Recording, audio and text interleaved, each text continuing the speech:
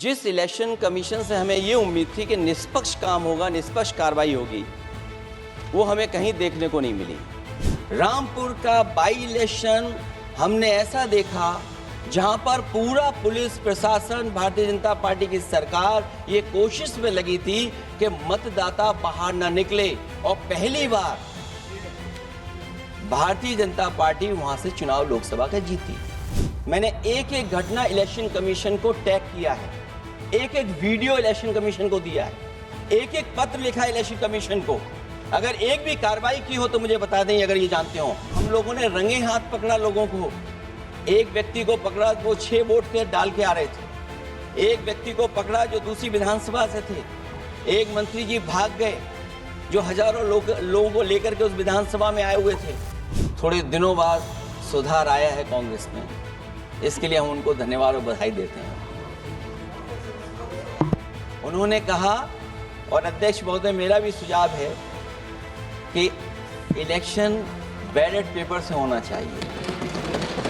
Germany में अगर आप ईवीएम से वोट डालेंगे तो वो अनकॉन्स्टिट्यूशनल माना जाएगा। सोचो, जर्मनी जैसा देश बैलेट पेपर से वोट डलवा रहा, तो आखिर भारत जैसा देश हम बैलेट पे क्यों नहीं जा रहे? जितने भी बाई इलेक्शन हुए हैं वहाँ पर वोट चोरी अध्यक्ष नहीं हुई, वोट डकैती हुई है। और मैं फिर कहता हूँ, जहाँ जहाँ आप लोग जीते हो बाई इलेक्शन में, अभी 27 भी आने वाला है, अगर एक भी लोगों जो विधानसभा आप जीत करके दिखा देना, मैं on the floor of house कह रहा हूँ अध्यक्ष महोदय, अगर निष्पक्ष चुनाव होगा तो एक भी भारतीय जनता पार्टी वहाँ पर सीट नहीं जीतने वाली है। मैं अध्यक्ष महोदय दावे के साथ कह सकता हूँ, हमारे पास कोई एजेंसी नहीं है, कोई सोशल मीडिया टीम नहीं है जो हम निगेटिव कैंपेन रन कराते हैं।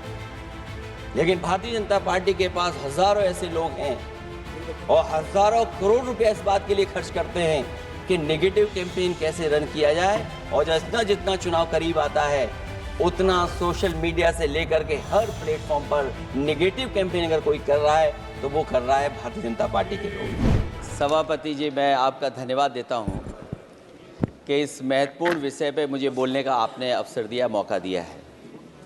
मैं सबसे पहले कांग्रेस पार्टी के नेता मनीष तिवारी जी, जिन्होंने बहुत विस्तार से ये बात रखी, जिन मूल्यों को लेकर के हमारे संविधान निर्माताओं ने इलेक्शन कमीशन को लेकर के जो गठन करने का काम किया कि हमारा लोकतंत्र कैसे मजबूत होगा, उस दिशा में जो बात उन्होंने रखी, मैं अपनी भावना और उनके विचार अपने विचारों से मैं जोड़ता हूँ। मुझे खुशी है इस बात की कि सरकार ने इस बात पर चर्चा और मौका दिया हम सबको अपनी बात रखने का। अभी जब मैं भारतीय जनता पार्टी के माननीय सदस्य जी का सुन रहा था बात, तो वो बिहार का इलेक्शन और आने वाले भविष्य में जो उत्तर प्रदेश का इलेक्शन है उस पर भी काफ़ी चर्चा कर रहे थे। सभापति महोदय, मैं कुछ बातें ऐसी कहना चाहता हूं जो हम लोगों ने अपनी आंखों से देखा, और जिस इलेक्शन कमीशन से हमें ये उम्मीद थी कि निष्पक्ष काम होगा, निष्पक्ष कार्रवाई होगी, वो हमें कहीं देखने को नहीं मिली। मैं सबसे पहला उदाहरण ये देना चाहता हूं कि एक रामपुर का बाई इलेक्शन जो लोकसभा का हुआ, जब लोकसभा का चुनाव बाई इलेक्शन रामपुर का हो रहा था, तो भारतीय जनता पार्टी की सरकार के मुख्यमंत्री जी और पूरी भारतीय जनता पार्टी ने यह तय किया था कि समाजवादी पार्टी यहां से नहीं जीतेगी, यहां से भारतीय जनता पार्टी जीतेगी। और ये आशंका हम लोगों को थी कि हर तरीके से हम लोगों को दबाया जाएगा, हर तरीके से चुनाव में धांधली की जाएगी। और जिस समय चुनाव शुरू हुआ, वो चीजें हम लोगों को देखने को मिली। सभापति महोदय, वोटिंग के दिन, जिस दिन वोट पड़ रहा था, उस दिन हम लोगों ने देखा कि किस तरीके से पुलिस और पूरा प्रशासन इस बात पे लगा हुआ था कि कोई भी वोटर घर से न निकले। रामपुर का बाई इलेक्शन हमने ऐसा देखा जहां पर पूरा पुलिस प्रशासन, भारतीय जनता पार्टी की सरकार ये कोशिश में लगी थी कि मतदाता बाहर न निकले, और पहली बार भारतीय जनता पार्टी वहां से चुनाव लोकसभा का जीती। ये बाई इलेक्शन लोकसभा की बात कर रहा हूं मैं। और एक एक घटना की सूचना हम लोगों ने इलेक्शन कमीशन को दी है। एक एक घटना के पुलिस क्या कर रही है, पुलिस कहां बैरिकेडिंग लगाई है, पुलिस कहां रोक रही है, कौन पुलिस का अधिकारी कहां जा रहा है, डीएम क्या कर रहे हैं, कमिश्नर क्या कर रहे हैं। और उसके बावजूद भी इलेक्शन कमीशन ने एक भी किसी के खिलाफ कार्रवाई नहीं की। अध्यक्ष महोदय, जब हम ये बात समझ गए कि इलेक्शन कमीशन बायस्ड है, अध्यक्ष महोदय, ये जो नए नए लोग इधर से उधर खिसक गए हैं, या ना बोले तो अच्छा ही है। एक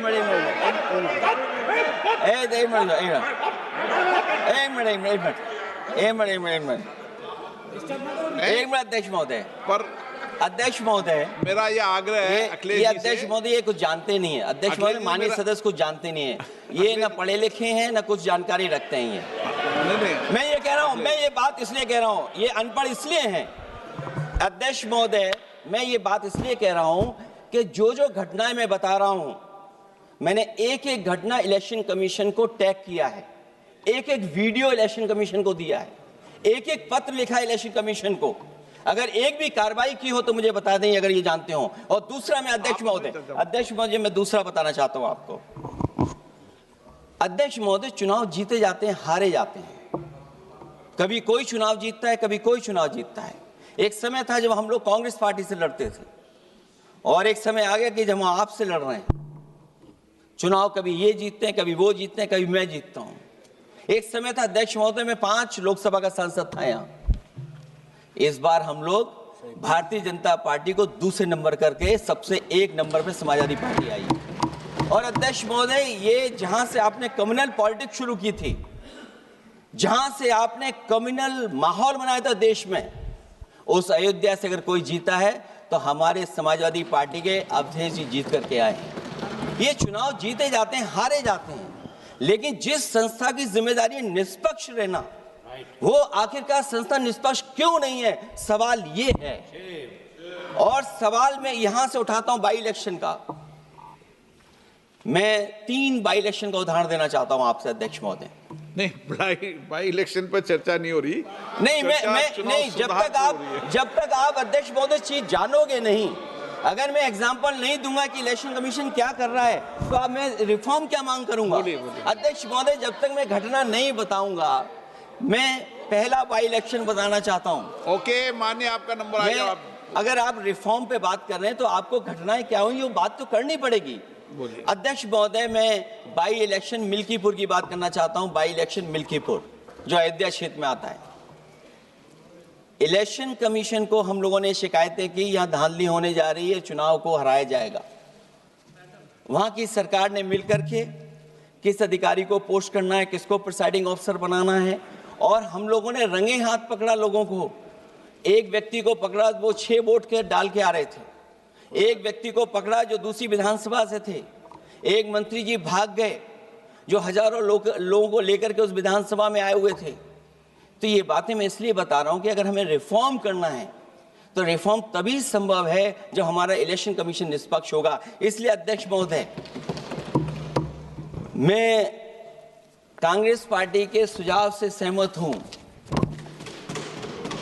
कि पहला सुझाव उन्होंने दिया है, और हम समाजवादी पार्टी के लोग भी ये मानते हैं कि जो इलेक्शन कमीशन के अपॉइंटमेंट का जो तरीका है वो तरीका बदला जाए। वो कम से कम ऐसा हो, पारदर्शी हो, निष्पक्ष हो, दिखे कि हमारी भी कुछ भागीदारी है। क्योंकि जो व्यवस्था पहले थी उस व्यवस्था को अगर बदलने का काम किसी ने किया तो भारतीय जनता पार्टी ने किया है। इस व्यवस्था को बदलने का जो सुझाव कांग्रेस पार्टी की तरफ से है उस सुझाव से हम सहमत हैं। दूसरा सुझाव जो कांग्रेस पार्टी ने दिया है, थोड़े दिनों बाद सुधार आया है कांग्रेस में, इसके लिए हम उनको धन्यवाद और बधाई देते हैं। उन्होंने कहा, और अध्यक्ष महोदय मेरा भी सुझाव है कि इलेक्शन बैलेट पेपर से होना चाहिए, और इसलिए होना चाहिए कि बहुत प्रश्न लग रहे हैं, बहुत उंगली उठ रही है। इलेक्ट्रॉनिक चीज़ों पे बहुत सवाल खड़े हो रहे हैं, और केवल भारत के अंदर लोकतंत्र में नहीं, दुनिया के लोकतंत्र में। और ये जो लोग कुछ कुछ कह रहे हैं इलेक्ट्रॉनिक की बात और टेक्नोलॉजी की बात कर रहे हैं, मैं उनसे कहना चाहता हूं कि भारत और जर्मनी की तुलना कर लें, भारत और अमेरिका की तुलना कर लें, भारत की और जापान की तुलना कर लें, हम कहाँ खड़े हैं। अगर वो संपन्न देश जो टेक्नोलॉजी में हमसे कई गुना आगे हैं, अगर वो स्वीकार नहीं कर रहे ईवीएम, तो आखिरकार हम ईवीएम को क्यों स्वीकार कर रहे हैं। अगर उन देशों में लोकतंत्र है और बैलेट से वोट पड़ रहा है, तो यहाँ पर भी बैलेट से वोट पड़ना चाहिए। और जो मेरी जानकारी जहाँ तक पहुँचती और जानकारी है मुझे, वो जानकारी ये कहती है कि जर्मनी में अगर आप ईवीएम से वोट डालेंगे तो वो अनकॉन्स्टिट्यूशनल माना जाएगा। सोचो, जर्मनी जैसा देश बैलेट पेपर से वोट डलवा रहा है, तो आखिर भारत जैसा देश हम बैलेट पे क्यों नहीं जा रहे हैं। जो रिफॉर्म की बात आई है, सबसे पहला सवाल यही है कि रिफॉर्म का मतलब क्या होता है। जब कोई चीज अपने मूल रूप स्वरूप में होती है तो उसे फॉर्म कहते हैं। जो वो मूल फॉर्म को खो बैठती है तो डिफॉर्म हो जाती है, और फिर उसी मूल फॉर्म में ले जाने का जो प्रयास होता है वो रिफॉर्म कहलाया जाता है। अध्यक्ष महोदय, सवाल ये भी है कि रिफॉर्म की जरूरत क्यों पड़ी, हमारी चुनावी प्रक्रिया खराब क्यों हुई, उसे खराब किसने किया। किसी भी चीज के खराब होने के दो कारण होते हैं, एक ये कि उसे बाहरी लोगों ने खराब किया, और एक ये कि उसके अंदर से ही किसी ने खराब किया या किसी ने अपने स्वार्थ के लिए करवाया। तो अध्यक्ष महोदय, आज ये अजीब हालत है कि बाहर से ज्यादा चुनावी प्रक्रिया अंदर से खराब हुई है। और ये उदाहरण इसलिए मैं देना चाहता था बाई इलेक्शंस के और लोकसभा के इलेक्शन का, क्योंकि जिस तरह की शिकायतें की गई थीं, अध्यक्ष महोदय, एक भी शिकायत पे कार्रवाई नहीं हुई। एक और मैं उदाहरण देना चाहता हूं, फर्रुखाबाद का चुनाव लोकसभा का, हालांकि और लोकसभा के चुनाव को मैं नहीं कहूंगा, लेकिन फर्रुखाबाद का लोकसभा का चुनाव जो पिछली बार 2024 में बड़े करीब से मैंने देखा। वहां के जिलाधिकारी, वहां का पुलिस का प्रशासन पूरे दिन लाठी चलाता रहा, और कभी लाइट जाती थी, कभी लाइट आती थी। जब हम लोगों ने जानकारी करने की कोशिश की कि आखिरकार क्यों हो रहा है, तो पता लगा कि उन्हें रिजल्ट बदलना है। तो उत्तर प्रदेश का इस तरह एक रिजल्ट नहीं बदला गया, कई जगह रिजल्ट बदला गया। हम इलेक्शन कमीशन के सामने खड़े रह गए कि इलेक्शन कमीशन को बताते रहे कि धांधली हो रही है, लेकिन इलेक्शन कमीशन ने कोई सुनवाई नहीं की। ये केवल लोकसभा में नहीं, मैं फिर लौट करके आता हूं, जितने भी बाई इलेक्शन हुए हैं वहां पर वोट चोरी अध्यक्ष नहीं हुई, वोट डकैती हुई है। और मैं फिर कहता हूं, जहां जहां आप लोग जीते हो बाई इलेक्शन में, अभी 27 भी आने वाला है, अगर एक भी लोग वो जो विधानसभा आप जीत करके दिखा देना, मैं on the floor of house कह रहा हूं अध्यक्ष महोदय, अगर निष्पक्ष चुनाव होगा तो एक भी भारतीय जनता पार्टी वहां पर सीट नहीं जीतने वाली है। दूसरा कि जो समय समय पर पैसा आ जाता है अकाउंट में, ये लोकतंत्र को सबसे ज्यादा कमजोर कर रहा है। 10,000 बिहार में बांट दिए। अभी सुना है कि बहुत सारी महिलाओं ने कई जिलों में आंदोलन किया है, वो 10,000 के वादे से मुकर रहे हैं लोग।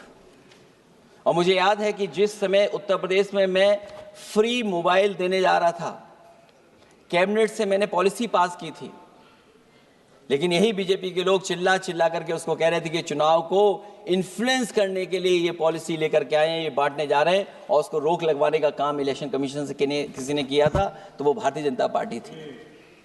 तो एक तरफ तो अपना पैसा दे रहे हैं आप, दूसरी तरफ कोई जनता के लिए अगर कोई पॉलिसी लेकर के आ रहा है उसको रोकना चाहते हैं।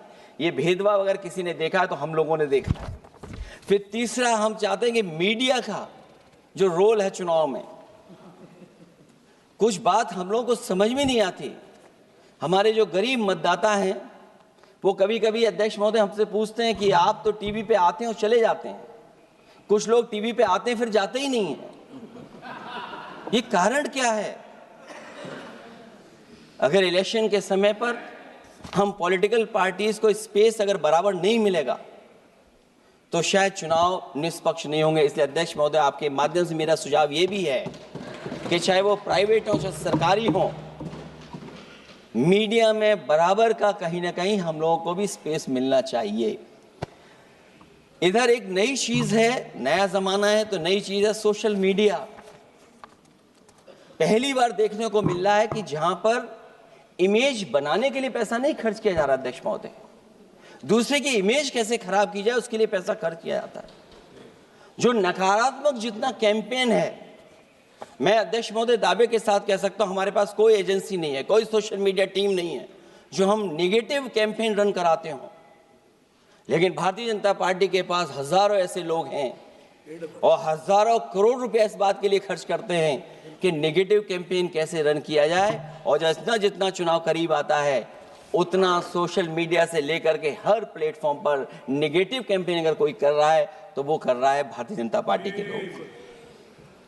इलेक्टोरल बॉन्ड की तो बात हम इसलिए नहीं करना चाहते हैं क्योंकि हमें तो मिला ही नहीं कुछ। अध्यक्ष महोदय, क्या बात करूं मैं इलेक्टोरल बॉन्ड की। सबसे ज्यादा इलेक्टोरल बॉन्ड अगर किसी को मिले हैं तो सत्ता में बैठे हुए लोगों को मिले हैं। दूसरा कांग्रेस को मिला। कांग्रेस ही हमारे मित्र ऐसे कि हमें नहीं बताते कहां से मिलता है।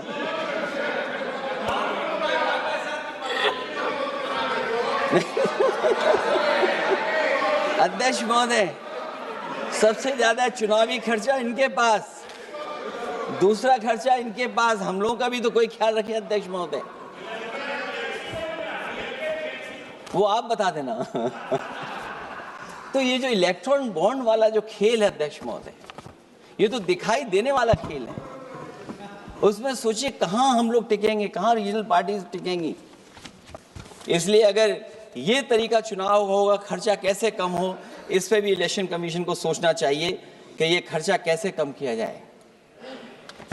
जहां तक एसआईआर की बात है,